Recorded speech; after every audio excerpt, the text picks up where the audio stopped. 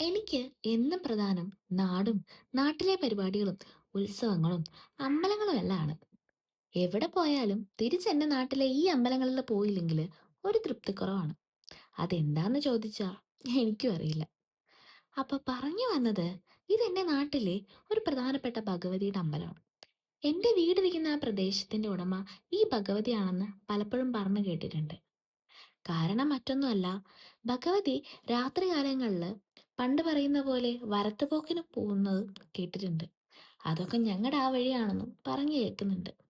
അതുകൊണ്ട് തന്നെ ഈ മണ്ണ് ആ ഭഗവതിയുടെ ആണെന്നും എപ്പോഴും പറയാറുണ്ട്. നല്ല ശക്തിയുള്ള ആ ഭഗവതിയുടെ നടയിൽ നിന്ന് 10 കാൽച്ചുവട് വടക്കോട്ട് മാറിയാൽ ഒരു ശിവന്റെ അമ്പലവും കാണാം. വടക്കേടത്ത് നിന്നാണ് വിളിക്കുന്നത്. അപ്പൊ പിന്നെ നാട്ടിൽ വന്നാല് ഇവരെ കാണാതെ പോരുന്നത് എങ്ങനാ? ഞാനും അവിടുത്തെ കുട്ടിയല്ലേ. എന്താല്ലേ?